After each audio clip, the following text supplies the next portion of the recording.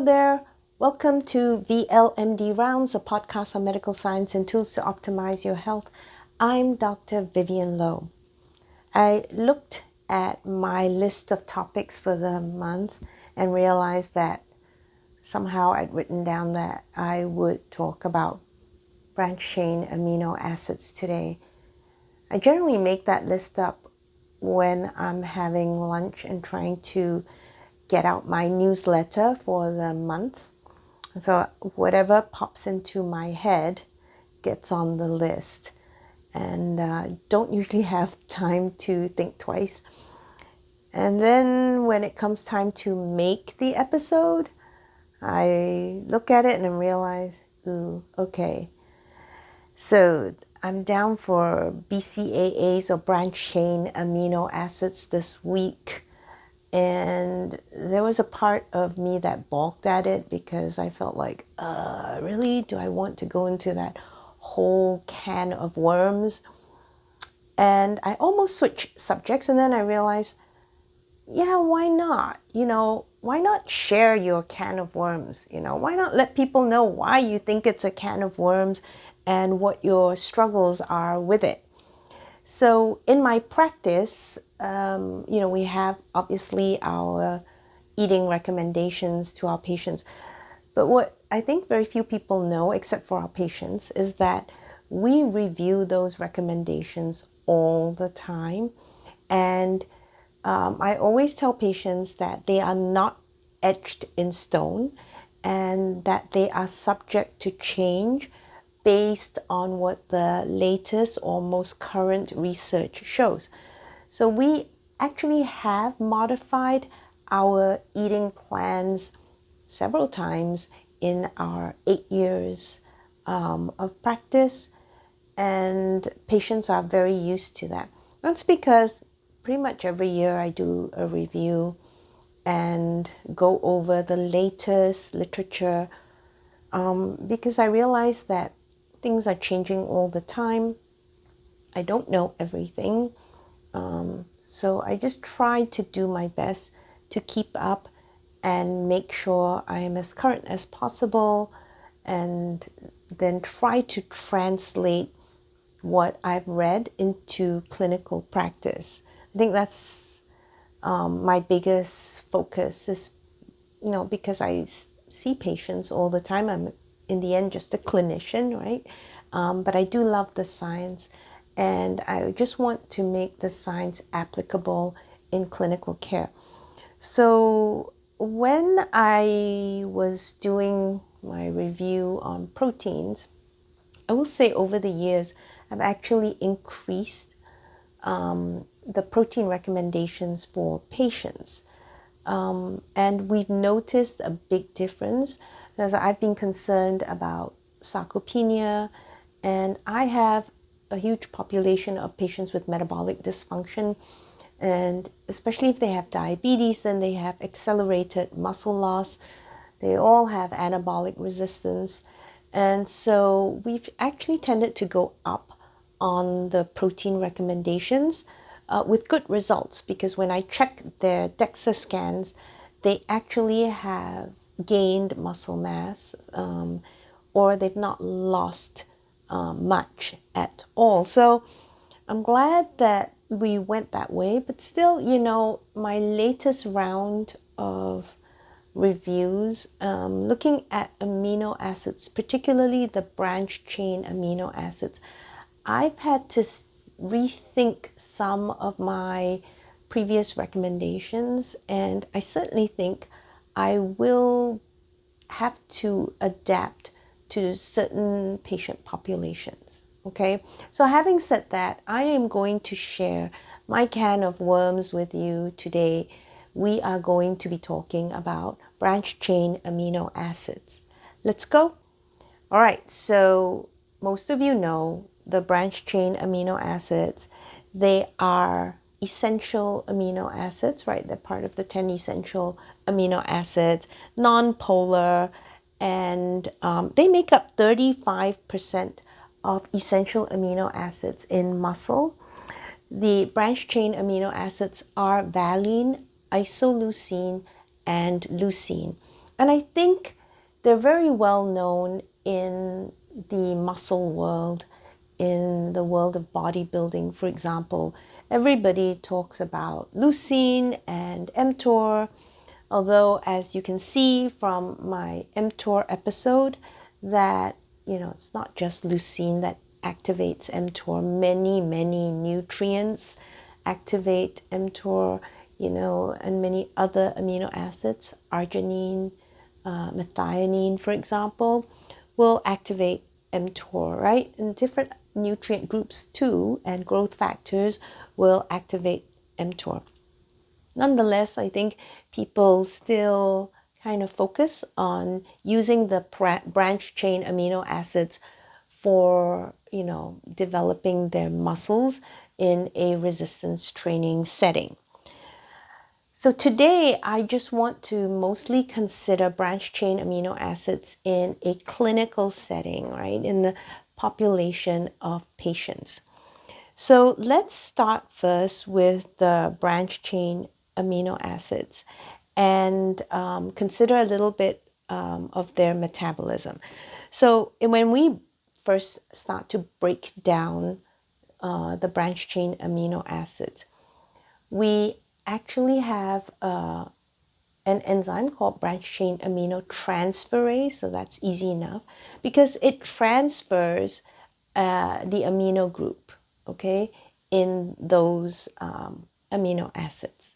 So that's why it's called branch chain amino transferase, or BCAT, BCAT. So as I said, all it does is it transfers the amino group, and now the branch chain amino acid becomes a branch chain keto acid. Okay, in the process, right, we do have to use alpha ketoglutarate from the TCA cycle, and that becomes glutamate, because the alpha ketoglutarate is actually the substance that will accept the amino group. Okay, so the first part is that we're going to transfer amino groups, convert the branch chain amino acids into a branch chain keto acid via the enzyme BCAT, branch chain amino transferase. All right, so that's part one. And just for you to know, we don't have a lot of the BCAT enzyme in liver. You have some of it, but it's really not expressed very much. So primarily you're going to see this in other tissues such as muscle. Okay, so we're going to have this transamination reaction occurring primarily outside of the liver.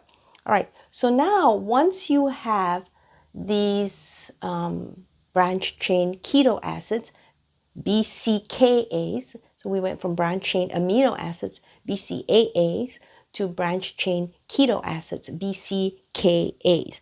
The next step is going to be handled by an enzyme complex called branch chain keto acid dehydrogenase. Okay, keto acid dehydrogenase, BCKDH. I know that's a long acronym, but what could I do? Anyway, it's very similar to pyruvate dehydrogenase. I'm going to try not to throw too many names at you, but this one I think we have to know.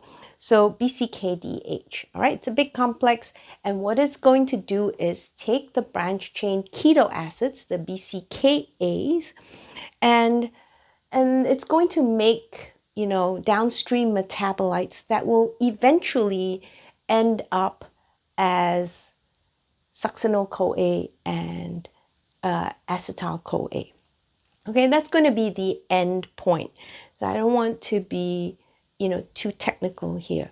Okay, so BCKDH will now convert those keto acids into different metabolites, and eventually we end up with succinyl-CoA and acetyl-CoA. All right, so you've heard that some amino acids are glucogenic. I mentioned that in an earlier episode somewhere. I don't remember the exact episode. Probably the one on how proteins and fats make glucose.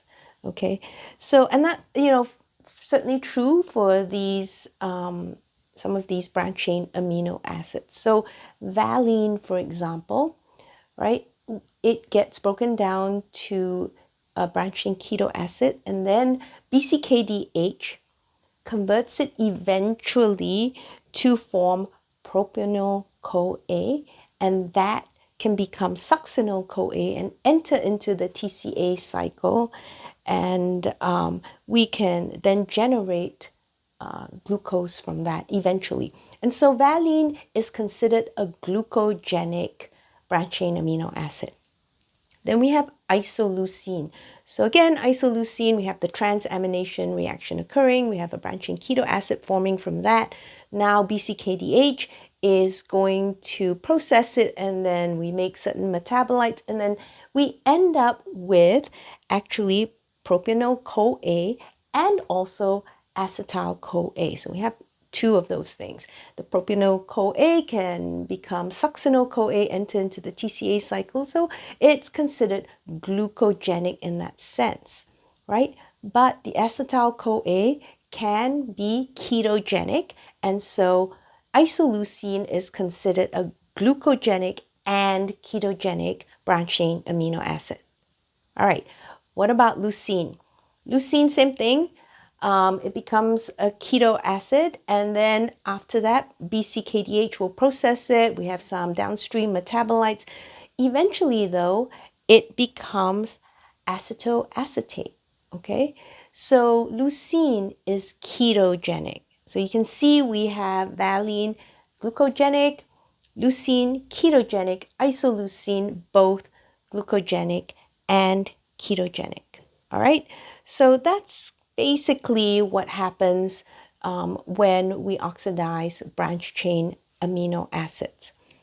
Okay, now the complication here is that really the handling of branched chain amino acids varies in different tissues. Okay, so I've said this about many processes in the body, and it's especially so when we consider branched chain amino acids. So if we look at branched chain amino acids being incorporated into proteins in the process of protein synthesis, we have that happening in the liver, right? 27% in the liver, 24% occurring in the pancreas, 24% in the muscle, 9% in kidney, and 6% in brown adipose tissue. Okay, so that's in using the branched chain amino acids to form proteins.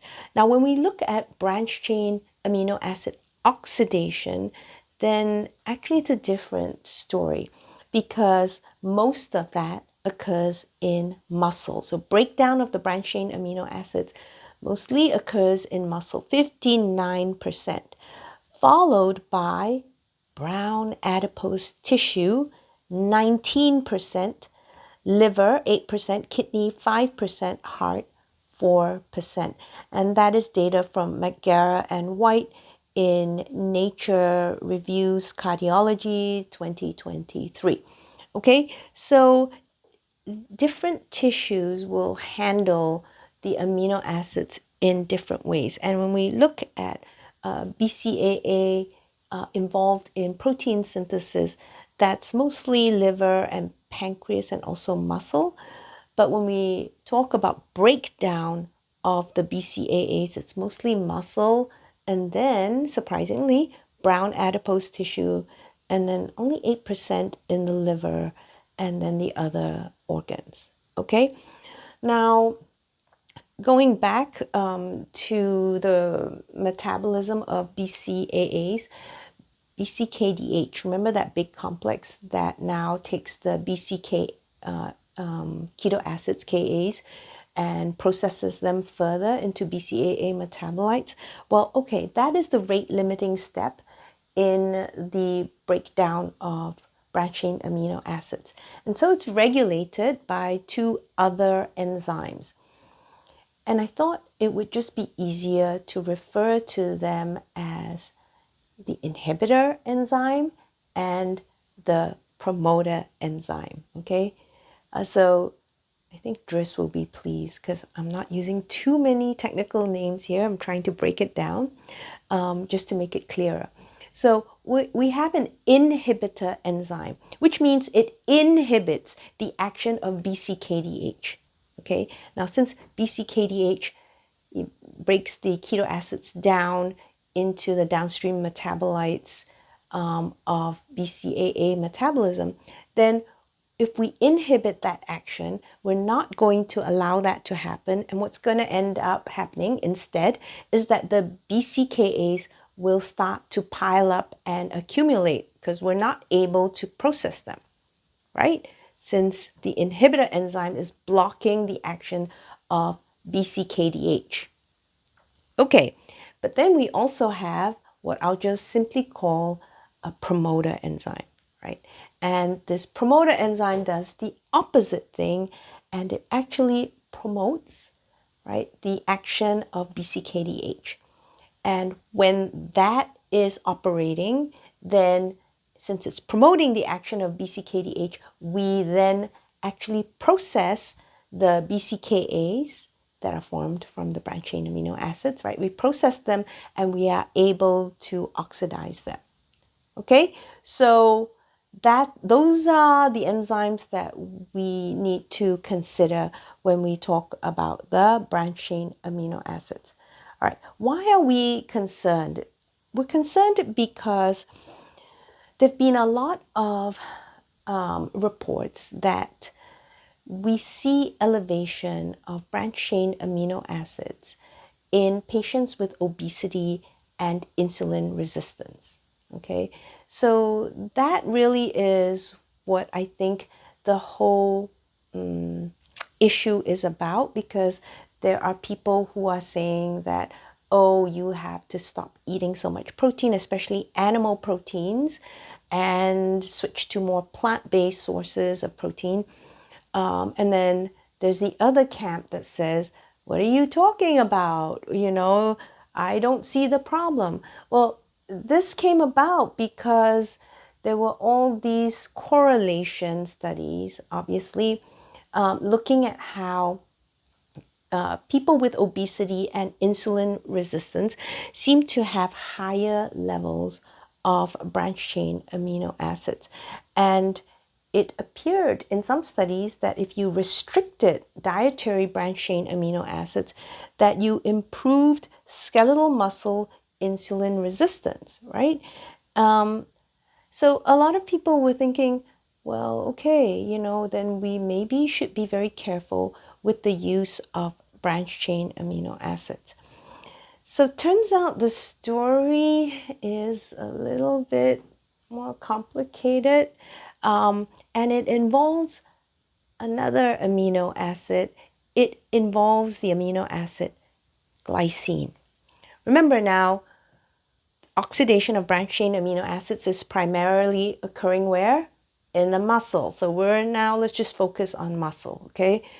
Because we do need to be tissue specific when we talk about branched-chain amino acid metabolism. And we can't just, have a blanket statement about it, because different things are occurring in different tissues. All right, so let's go to the muscle and let's look at glycine.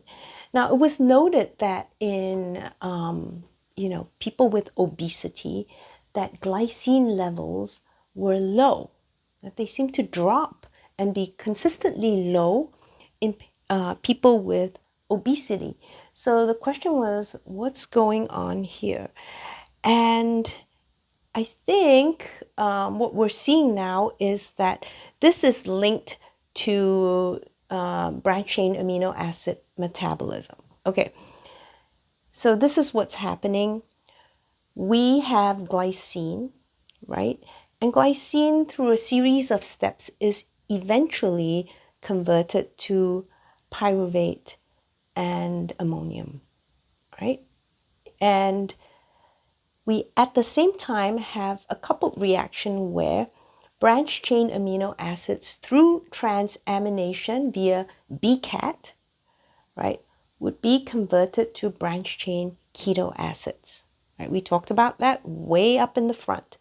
In that process, we take alpha ketoglutarate to glutamate, right? And that glutamate is going to combine with the pyruvate made from the glycine. And what do we get from that? We get the amino acid alanine. Remember the Cahill cycle way back? Yes, there was a method to my madness, trying to build a foundation for all of us, right? So part of the Cahill cycle. So now we have alanine, and that can be shipped out into the bloodstream and go to the liver. And in the liver, we can have alanine converted back to pyruvate. It can enter into the TCA cycle. And also the amino group can be disposed of in the urea cycle. Okay, so what is happening is that this reaction of glycine to pyruvate is coupled to branched chain amino acids being broken down to branched chain keto acids, and we're forming glutamate in the process. And that glutamate combines with pyruvate, we make alanine, and that's again the Cahill cycle. That's how we traffic nitrogen in the body. Okay, so this is actually what's happening in patients with obesity, is that we're actually using up the glycine to traffic the nitrogen back to the liver for disposal, because we need to actually get rid of the nitrogen via the urea cycle, right? And as a result, we consume the glycine. And so the glycine levels drop. Now, through another process, glycine can be combined with acetyl-CoA to form acyl glycines, which are excreted in the urine. Now, when you do that, you're actually consuming acetyl-CoA, right? And so glycine and how glycine is handled impacts glucose and also lipid metabolism, okay? Because acetyl-CoA, normally if you have a lot of it around, you could promote more lipogenesis, okay? But now if you have less glycine, then you're not able to combine that glycine to acetyl-CoA as much. You don't have much of that going on. You're not secreting or excreting a lot of this acyl glycine in the urine, right? And therefore, you are more likely to have some lipogenesis going on. Okay, and they've done studies where when they replace the glycine, they actually saw more excretion of the acyl glycine and decrease in triglyceride levels in the serum.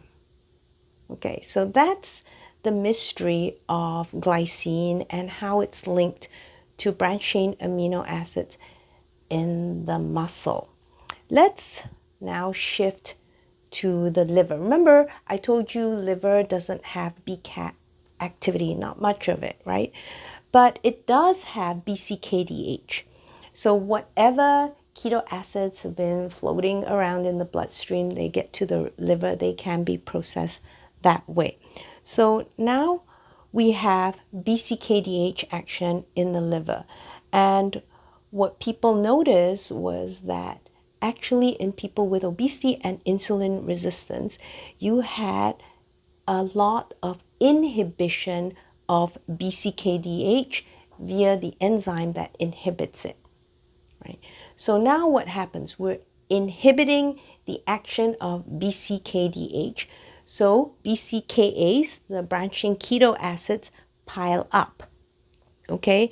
And that is essentially what causes the problem, because when that happens, then we actually increase the action of another enzyme, that is ATP citrate lyase, and that's really involved in generating more lipogenesis. Okay, so you can see how this is linked now also to lipid metabolism. Okay, so when we have inhibition of BCKDH via the enzyme that does that, right, then we also increase the action of another enzyme that promotes lipogenesis, which is not good. Okay, that's one part, but then there's something else, because what we've also found out, and this was a lot of work that was done in the White lab, and what we found out is that there is a transcription factor called carbohydrate regulatory element binding protein, ChREBP, and that actually is involved in promoting lipogenesis. Well, remember the inhibitor enzyme and the promoter enzyme of BCKDH? Those enzymes are regulated by this transcription factor, ChREBP. Okay, we got that? So if you activate ChREBP, what happens is you increase more inhibitor action and you decrease the promoter action of BCKDH. And what happens then is we pile up more BCAAs, more of the branched-chain keto acids. So how do we activate ChREBP? What they did in the lab, this was White et al. What they did in the lab was they just fed, this is a mouse model, they fed the mice a high fructose diet. Okay, so yes, all we have to do is use the metabolic F word, fructose, right? Feed that to the mice, and then we activate ChREBP. And now we set about a lipogenic program in those mice. And ChREBP also will increase the activity of the inhibitor enzyme and decrease the activity of the promoter enzyme of BCKDH, right? And therefore now we have more lipogenesis going on. Now, there was a study again by White, and this was in JCI Insights 2022, where they looked at patients with fatty liver, non-alcoholic fatty liver disease, and also NASH, non-alcoholic steatohepatitis. So this is an inflammation of the liver that occurs because of the accumulation of ectopic fat in the liver. That's NASH, okay? So what they did was they looked at 288 patients who were undergoing bariatric surgery, and they also had liver biopsies conveniently, right? And so what they noticed was that the NAFLD, or the fatty liver, and NASH, the hepatitis from that, actually correlated very well with the accumulation of the branched-chain keto acids and also the BCKA to BCAA ratio. Okay, so the higher the amount of branched-chain keto acids, then the more liver fat that they saw, and also then more inflammation in the liver. So we can see that the action is occurring through the accumulation of the branched-chain keto acids, and that's what's causing the damage to the liver. Okay, that's in liver. But now, things get a little bit more complicated when we look at glucose metabolism. Okay, so if in muscle, this is muscle, we delete that promoter enzyme, the enzyme that actually promotes the action of BCKDH, right? If we delete that enzyme. Then we raise systemic BCAA levels, right? That makes sense because now we're not allowing BCKDH to work as well. So we are going to increase branching keto acid levels systemically. And this, if you did that in the muscle, improved glucose tolerance. But if you did that in the liver, if you specifically deleted that promoter enzyme in the liver, then you had low fasting glycemia and no improved glucose tolerance. Nobody knows why. Nobody knows what's happening. And so they're still trying to figure this out. So my whole point of bringing this up is just to show you that whatever's happening in different tissue can have different consequences. Generally, when we talk about the effect of something in our body, we're only considering a net effect, and we're not looking at tissue-specific or organ-specific effects, right? And if we just continue doing that, we miss a lot of what's going on and we miss understanding what's really happening in the body. So in this case, we don't really have the answers, but clearly it's very different in the muscle than in the liver, okay? Now, furthermore, let's pick another tissue. We're going to look at white adipose tissue. And if you look at white fat, and this is subcutaneous white fat, we notice that there is more BCAA. So now in a study that was done, this was done using mice, right? What they did was they actually inhibited BCAT, okay? So if you inhibit BCAT, you're going to prevent the formation of those branching keto acids. And as a result, actually, you're going to promote leanness in the mice and have increased browning of fat tissue in those mice, right? So just preventing the branched chain amino acids from being converted to branching keto acids actually changed their phenotype, right? And now these obese mice had more leanness and they had more browning of their fat. In addition, they used a drug that's generally for hypertension. It's called telmisartan. And when they use this medication in those mice, it enhanced white adipose tissue browning and decreased fatness, decreased adiposity in those mice because it actually prevented the action of BCAT.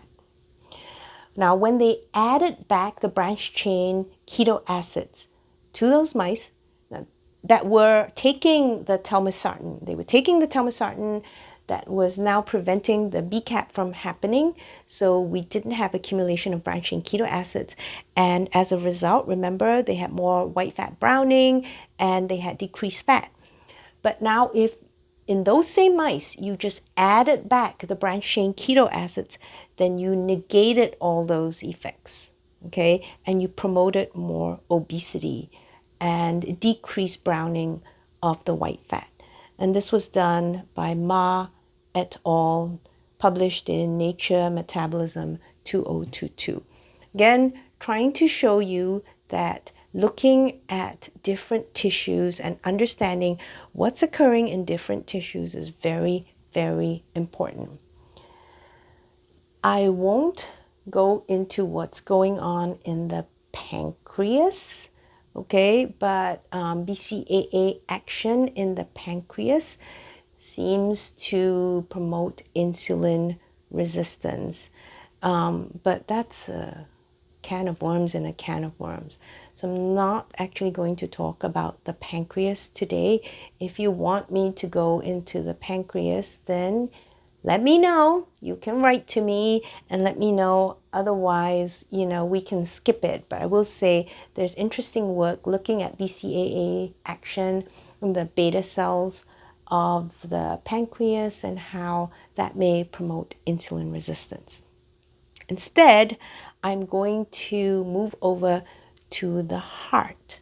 Okay, so let's look at the heart, because there have been lots of studies that show that increased BCAA levels in the blood actually correlate to worsened outcomes in different models of heart failure, whether it was ischemia or MI, a heart attack, a myocardial infarction, just across the board.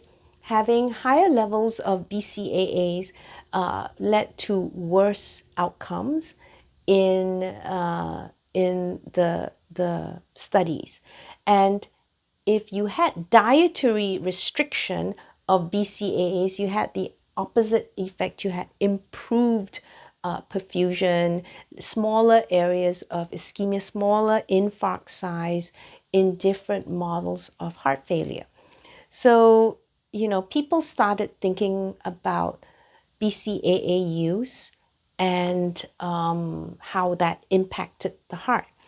And the feeling was that actually there was impairment in BCAA catabolism or breakdown in the heart with heart failure, and this might be what was causing the worsened effects in the heart failure.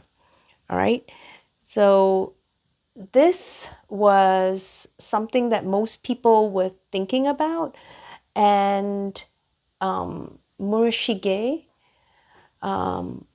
did some studies to look at this. This is the same lab that did the study on, the substrate use in failing hearts that I talked about, I think 2 episodes ago.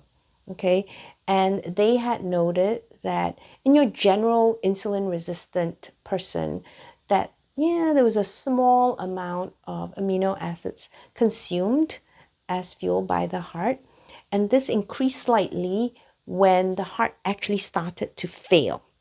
Okay, so when you had decreased ejection fraction, then you had slightly increased use of the BCAAs.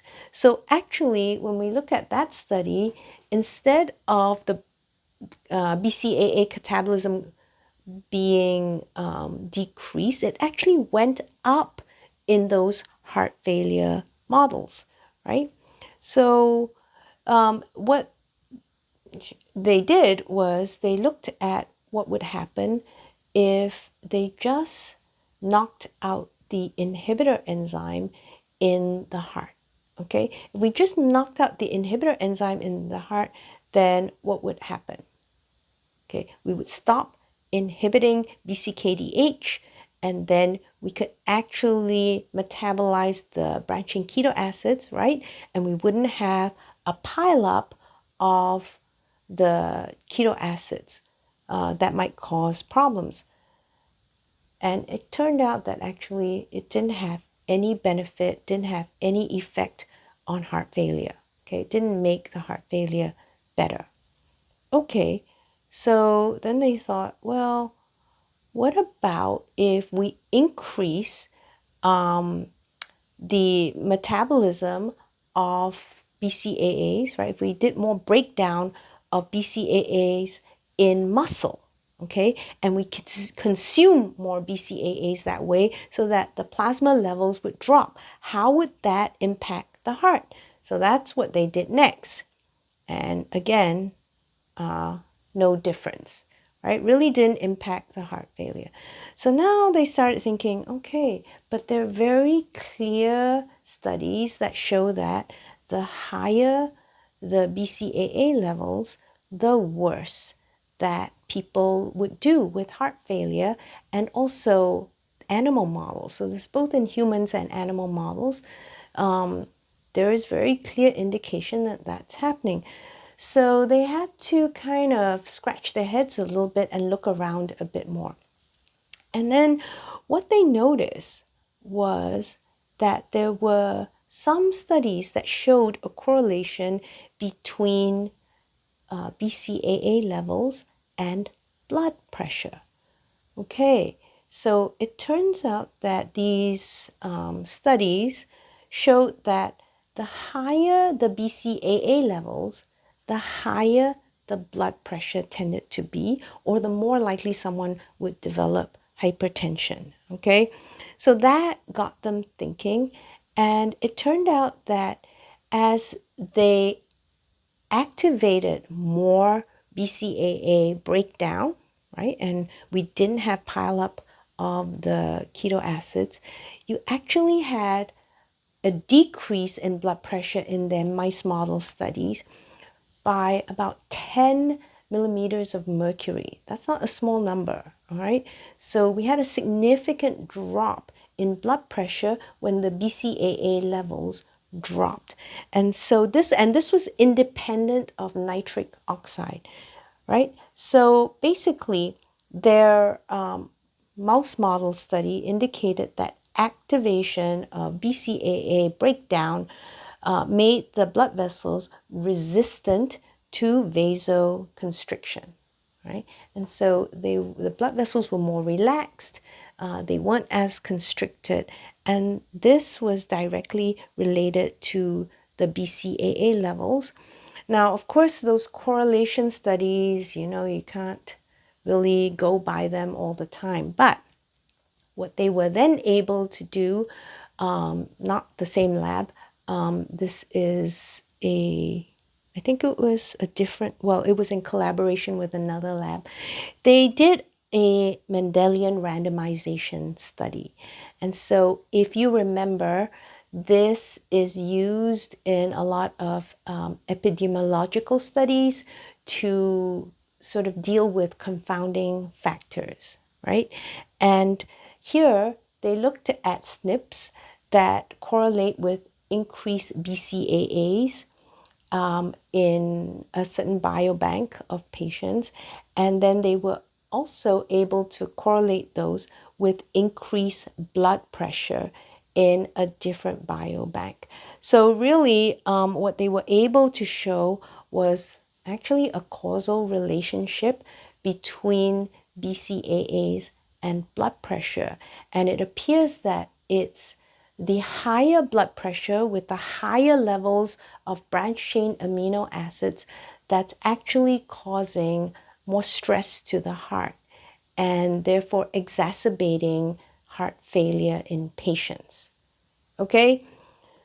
So that's the story so far with the branched-chain amino acids and the heart. And I'm sure there'll be a lot more coming out, I hope, because I'm very, very interested in this and curious about this. So let's do a quick wrap up right now. And then I just want to end with some of my thoughts on this subject. Okay, we started by looking at branched-chain amino acids and how they're broken down in the body. And essentially, first we have to do a transamination reaction that involves alpha ketoglutarate, and we make glutamate in that process. We do this through the enzyme BCAAT, or branched-chain aminotransferase, right? And what we do is now we make a branched-chain keto acid. This branched-chain keto acid is further processed by an enzyme complex called BCKDH, and this will process it into further metabolites. Eventually, we end up with succinyl-CoA and acetyl-CoA. Okay, now that BCKDH enzyme complex can be inhibited by an enzyme. I'll simply call it the inhibitor enzyme.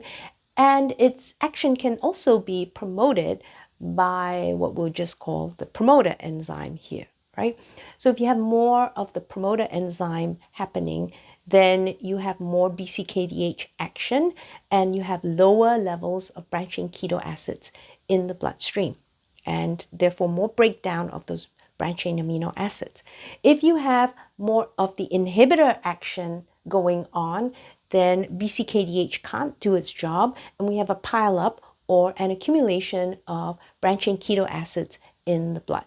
And it turns out that branched-chain keto acids generally set you on a lipogenic program, okay? This, of course, is specific to different tissues in the body. So in the muscle, for example, we break down the branched-chain amino acids into branched-chain keto acids. That's coupled with glycine being made and broken down to pyruvate. All right. Now, that pyruvate and the glutamate that comes from the transamination reaction of the branched-chain amino acids is going to form alanine, which is now trafficked to the liver, where we can get rid of the nitrogen group in the urea cycle, and then the alanine can be converted back to pyruvate, and we can make glucose out of it. We can have the pyruvate enter into the TCA cycle. Okay, so in the liver, we don't really have much of the BCAAT enzyme activity, but we do have BCKDH.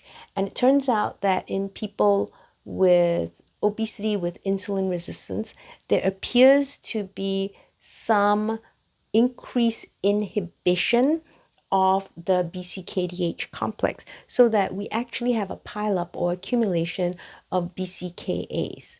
And this, simply put, sets the liver on a lipogenic profile, where we now have increased liver fats and increased triacylglycerides being formed. Okay, and in fact, we see a clear correlation between the branched-chain keto acid and also the BCKA to BCAA ratio in people with non-alcoholic fatty liver disease and non-alcoholic steatohepatitis or inflammation of the liver. Okay, and then I went briefly into white adipose tissue, and we saw how there that if you had the BCAAT knocked out, you could promote browning of the white fat, and you could decrease fatness in mouse models, right? And it was really, again, the accumulation of the branched-chain keto acids that promoted fatness and decreased browning in white adipose tissue. And then we looked at the heart, and very simply in the heart, what we see is that the accumulation of branched-chain amino acids is actually raising blood pressure, systemic blood pressure, and this is independent of nitric oxide. And as a result, there's just, again, more strain, right, and more work for the failing heart, and exacerbates the heart failure, right? Just very simply, that's what's going on in the heart. So the lesson here is that we really should be looking at substrate use in different tissues and different organs. I know I've gone on and on about that, and it's merely to emphasize this point, because we're so used to only looking at systemic net effects that we miss out what might be happening at specific tissue levels. And that's really important when you have a clinical population of patients. So my thoughts now on the on protein recommendations and branched-chain amino acids, let me tell you what I am thinking. I won't be changing my recommendations for my standard patient population, and I think it has been working well in those patients, and they have actually gained more muscle mass, and I think done better with the higher protein recommendations. But I will say we have always dosed our protein. We have never told patients to eat as much until they are full. We have always given them specific dosing and also, intervals, right? We are very specific in our protein recommendations to our patients. It's not just eat all the protein you want. Okay, so looking at our dosing regimen, I think we're okay with that. However, when it comes to specific populations, then I think I would have to think very carefully. So if we're looking at patients with fatty liver, and that's a good proportion of patients with diabetes, okay? So, I think it's at least 25%. I suspect it's higher, but the numbers I've seen be around the 25% of patients with diabetes. I truly think it's higher, who have ectopic fat in the liver. So if you're looking at your diabetic patient with fatty liver, then you might have to think about how you're going to dose that protein. Okay, and then especially if they already come to you with NASH, which a fair number of my patients do. I have patients come to me with cirrhosis already, right? Then I have to think about that too. Also, if I have patients in heart failure, again, not uncommon in my patient population, yeah, that's something I have to worry about because it does seem to correlate with worsened outcomes and, causal through the association with blood pressure. So in those patients, and you might say, well, you could control their blood pressure then and with medications and see how they do. And certainly that's something to consider. You might want to throw telmisartan on board as well and decrease BCAAT action, right? And see if that would help too. Lots to think about, but I certainly would be very careful when I have specific patient populations when I'm thinking about the BCAA recommendations. Okay, so, again, I think everyone knows that I tend to use low carb strategies with my patients, but I never, my patients know this. I'm never dogmatic about anything, just because in all my years of experience, right, there's just so many things we don't understand fully yet. And as I said, most of what we know is through looking at systemic net effects and not what's happening in specific tissues and organs. So that's number one. Number two is knowing that I already have a bias, knowing that I already have preferences, then I have to be very guarded against being close-minded, right? One of the things I didn't like about our current medical system is how they're very dogmatic and close-minded. Many providers kind of look down on the low-carb world or the ketogenic world, and they have a closed mindset, right? So, one thing I want to make sure is that I don't replicate that closed mindset. If someone brings data to me, I do always spend time giving it serious thought and consideration. I spend time really trying to pore over the data to make sure I'm not doing my patients a disservice. So, as I said, I probably in most of my patient population will not change my recommendations, but bear in mind, they are not told to just randomly eat as much protein as possible. But in specific populations now, I will have to consider where they are in their disease course, right? What's going on, and consider very carefully the protein recommendations, especially with branched chain amino acids. I would not supplement with branched chain amino acids in any of my patients. But you have branched chain amino acids in whole proteins, for example. So especially in animal proteins, which I prefer to use. So we then have to really think that one through a bit. Okay, so I hope that was helpful. As I said, I just wanted to give you a sense of what my day-to-day is like, because we're always reviewing the literature, and then now I have to think about this in a clinical context and say, what do I do with this information for my patients, right? So I can't say I know the answer, but I can at least say I try to keep up to date, and then I try to think of the best options for my patients in the context of their disease and their settings. So that's, I think, the best we can do as clinicians. I hope you got something out of this episode. As I said, write to me.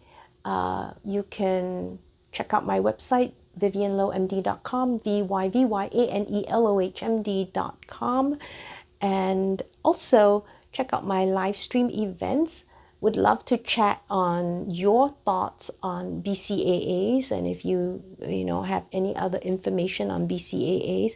If you want to know about BCAAs and pancreas, yeah, let me know too, right?